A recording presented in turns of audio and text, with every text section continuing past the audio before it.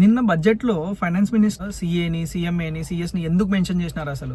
కొంతమంది ఇంకా అర్థం కాలేదు, కొంచెం డీటెయిల్ గా ఎక్స్ప్లెయిన్ చేయన్నా అంటున్నారు. సింపుల్ చెప్పాలంటే ఇప్పుడు గవర్నమెంట్ ఒక పర్టికులర్ సెక్టర్ లో ఇన్వెస్ట్ చేయాలనుకుంటుంది. అది మెయిన్లీ ఏంటంటే MSMEs, micro small medium enterprises లో వాళ్ళకి పర్టికులర్ అంటే 10,000 crores ఫండ్ పెడుతుంది అనమాట. వాళ్ళకి సపోర్ట్ చేయాలి అని. వాళ్ళు ఇంకా స్ట్రగ్లింగ్ ఫేజ్ లో ఉన్నారు. వాళ్ళని ఛాంపియన్ చేయాలనుకుంటుంది, ఛాంపియన్ ఎంఎస్ఎంఈస్ చేయాలనుకుంటుంది. సో వాళ్ళ కోసం అంటే వాళ్ళు ప్రతి దాంట్లో ఐటీఆర్స్ ఫైల్ చేసుకోవాలి, జిఎస్టీ రిటర్న్స్ ఫైల్ చేయాలి, అండ్ ఏదైనా కాంప్లైన్సెస్ ఉంటే గవర్నమెంట్ పరంగా అవి కూడా చూసుకోవాలి. సో వీటన్నిటి కోసం ఏంటంటే ఈ ప్రొఫెషనల్ ఇన్స్టిట్యూట్స్ ఉన్నాయి కదా, లైక్ ప్రొఫెషనల్ ఇన్స్టిట్యూట్స్ ఉండేది మూడే, సిఏ, సిఎంఏ, సిఎస్. సో వీటి మూడింటిని రిక్వెస్ట్ చేశారు ఏంటంటే ఒక క్యాడర్ క్రియేట్ చేయండి. ఆ క్యాడర్ లో ఏంటంటే వీళ్ళకి ఎక్స్క్లూజివ్లీ ఫర్ ఎంఎస్ఎంఈస్ వీళ్ళకి యూజ్ అయ్యేలాగా వీళ్ళ కాంప్లైన్స్ రిక్వైర్మెంట్స్ కి కానీ ఏదైనా కానీ ప్రొఫెషనల్ సపోర్ట్ ఏదైనా సరే రీజనబుల్ కాస్ట్ లో ఉండేలాగా ఒక కోర్స్ డిజైన్ చేయండి ఎక్స్క్లూజివ్లీ ఫర్ దిస్ కేటగిరీ అని చెప్పి చెప్పారనమాట మన ఫైనాన్స్ మినిస్టర్. దానికి రెస్పాన్స్ గా మన సిఎంఏ ఇన్స్టిట్యూట్ కూడా ఒక గైడ్ లైన్ ఇష్యూ చేశారనమాట. సపరేట్ గా ఒక కేటగిరీ క్రియేట్ చేశారు